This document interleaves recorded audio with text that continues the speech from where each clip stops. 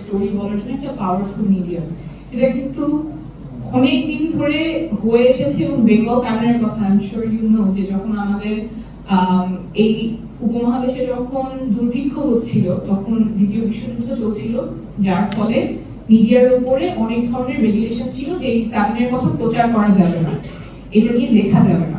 তখন যেই মাধ্যমে ফাইনালি পুরো বিশ্বের কাছে সেটা উন্মোচিত হয়, সেটা কিন্তু আলোকচিত্রের মাধ্যমে। কারণ তখন সংবাদপত্রে লেখা যাবে না, কিন্তু ছবি দেওয়া যাবে না, তেমন কোনো নিয়ম ছিল না। সেই সুযোগটা নিয়েই কিছু শরীফ মানুষ তখন নিউজ পেপারে ফ্যামিলির যখন ছবিগুলো দিচ্ছিল, যেখানে মানুষ না খেতে পেয়ে কিভাবে কঙ্কালসার হয়ে পার্কের মধ্যে মারা যাচ্ছে, তখন কিন্তু সারা বিশ্ব জুড়ে সেই জিনিসটা একটা আলোড়ন তৈরি করেছিল।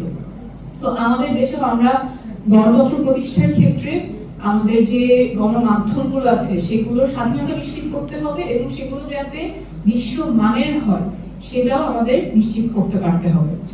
আরেকটা বিষয়, যে আমাদের মানুষ যে গণতন্ত্রের জন্য রক্ত দিয়েছে, সেটা কি শুধুমাত্র নিজেদের গণতন্ত্রের জন্য না, আমরা যাতে বিশ্বের যে কোনো নিপীড়িত মানুষের আশ্রয়স্থল হতে পারি এবং বিশ্বের যে কোনো স্বৈরাচারের জন্য আতঙ্ক হতে পারি। আমাদের চিন্তা করতে হবে, এখানে অনেকেই বলেছেন গণতন্ত্রের মডেল নিয়ে, আমরা আমাদের বাংলাদেশে কেন গণতন্ত্র নিয়ে বিশ্বমানের গবেষণা করতে পারবো না? এখানেই সভা হবে, সেমিনার হবে, সিম্পোজিয়াম হবে, আমরা এমন জাতি হবো যেখান থেকে মানুষ গণতন্ত্রের শিক্ষা নিবে। এই স্বপ্নটা আমাদের থাকতে হবে এবং এটার বাস্তবায়নে আমাদের কাজ করতে হবে।